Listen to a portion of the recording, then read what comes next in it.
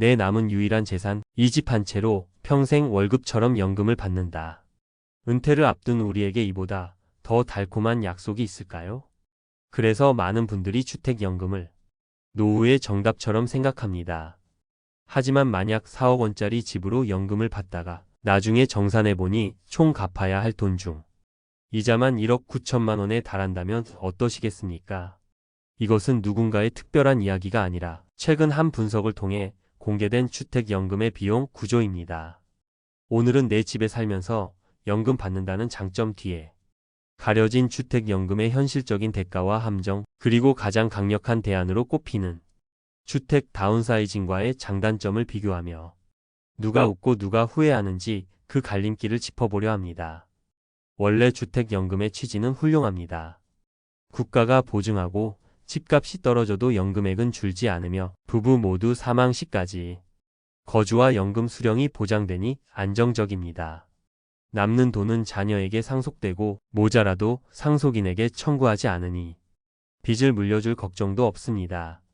이 때문에 자식에게 손 안 벌리고 내 노후는 내가 책임진다 는 분들에게 최고의 대안으로 꼽혀왔습니다. 그런데 왜 수많은 시니어들이 이 좋은 제도 앞에서 그토록 망설이고 또 가입 후에 후회하는 사례들이 나오는 걸까요? 그 이유는 우리가 미처 계산하지 못했던 기회비용과 숨겨진 대가 때문입니다. 경기도에 5억 원짜리 아파트를 소유한 김영수 씨.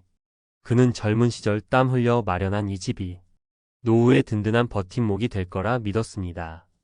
매달 100만 원 남짓한 연금이 꼬박꼬박 들어오는 주택연금에 가입했을 때 처음 몇 년은 정말 만족스러웠습니다.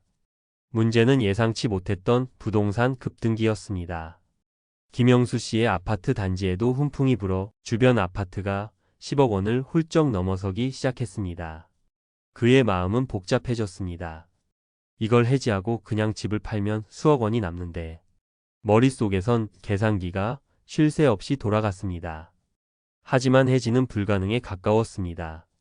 그동안 받은 연금 원금은 물론 그간 복리로 쌓인 이자까지 모두 한 번에 상환해야 했기 때문입니다. 집값 상승의 혜택은 전혀 누리지 못한 채 오르는 주변 집값만 바라봐야 하는 현실. 자신의 집이 마치 황금으로 만든 감옥처럼 느껴졌고 매일 밤 잠을 설쳤습니다. 부산에 거주하던 박선자 씨는 건강 문제로 자녀들이 사는 수도권으로 이사를 결심했습니다. 당연히 주택연금도 새 집으로 이전하면 될 것이라 쉽게 생각했습니다. 자식들 가까이서 손주들 재롱도 보며 살 생각에 마음이 부풀었습니다. 하지만 그녀가 받은 통보는 청천벽력 같았습니다. 새 집의 가격이 기존 부산집보다 낮았던 것이 문제였습니다. 이사 잘못 가면 한 푼도 못 받는다 는 말이 현실이 된 것입니다. 기존 주택의 연금 대출 잔액보다 새 주택의 담보 가치가 낮아 그 차액 수천만 원을 상환해야만 연금을 이어갈 수 있다는 설명이었습니다. 결국 모아둔 돈이 부족했던 박선자 씨는 이사를 포기하거나 주택연금 자체를 울며 겨자 먹기로 해지해야 하는 상황에 놓였습니다. 안정적인 노후를 꿈꿨던 계획이 이사라는 변수 하나에 완전히 틀어져 버린 것입니다. 여러분이라면 이 상황에서 어떤 선택을 하셨을 것 같나요? 앞선 김영수 씨와 비슷한 고민을 하던 최민준 씨는 전혀 다른 선택을 했습니다. 그는 30년 넘게 살아온 서울의 10억 원짜리 아파트를 과감히 팔았습니다. 평생의 추억이 담긴 곳이라 아쉬움도 컸지만 그는 미래를 선택하기로 했습니다. 그리고 자녀들과 충분히 논의한 끝에 교통이 편리한 수도권 신도시에 6억 원짜리 중소형 아파트로 이사했습니다. 손에 쥔 차액 4억 원은 그의 노후를 완전히 바꿔놓았습니다. 그는 이 돈으로 남은 자녀 결혼 자금을 시원하게 지원해주고 1억 원은 즉시 연금에 가입해 평생 마르지 않는 현금 흐름을 만들었습니다.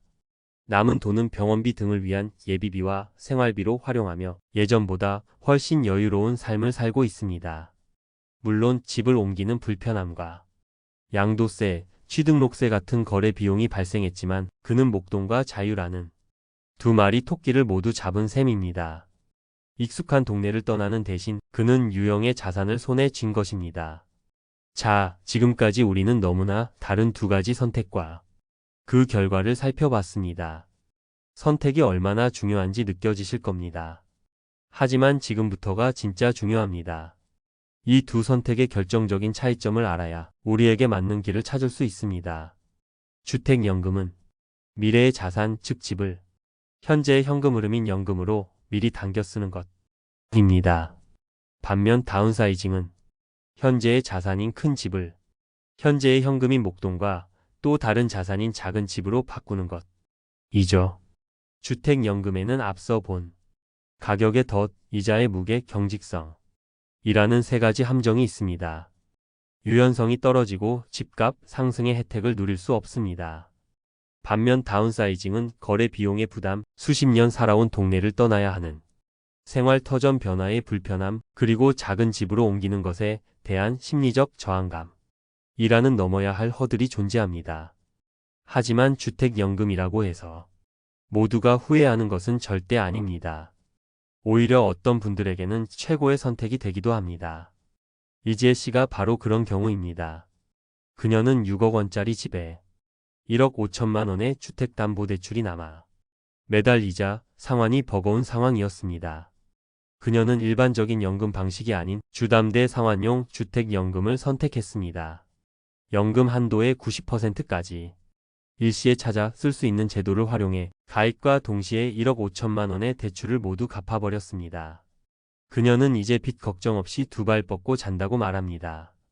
집값 상승에 대한 미련도 자녀 상속에 대한 부담도 처음부터 없었기에 남은 돈으로 나오는 월 연금만으로도 마음의 평화를 얻었습니다.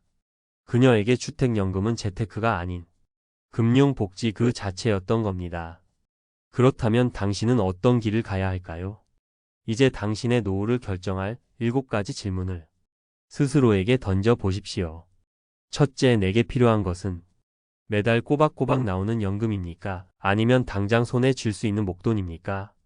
이 질문에 대한 답이 두 선택지를 가르는 가장 근본적인 갈림길입니다. 둘째, 자녀와 상속 문제에 대해 솔직한 대화를 나눴습니까? 연금으로 써도 괜찮겠니? 라는 질문과 집 줄여서 목돈 마련해도 괜찮겠니? 는 전혀 다른 질문입니다. 가족의 동의와 지지는 무엇보다 중요합니다. 셋째, 나는 변화를 감수할 수 있는 사람입니까? 수십 년 살아온 동네를 떠나 새로운 환경에 적응하는 것을 즐길 수 있습니까? 아니면 큰 스트레스로 느낍니까? 정직하게 자신을 돌아봐야 합니다.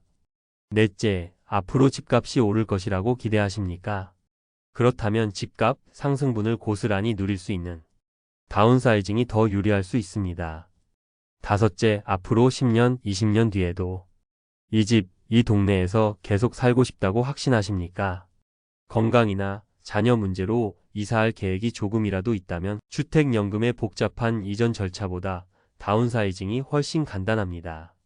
여섯째, 내 집에 주택담보대출이 남아 있습니까?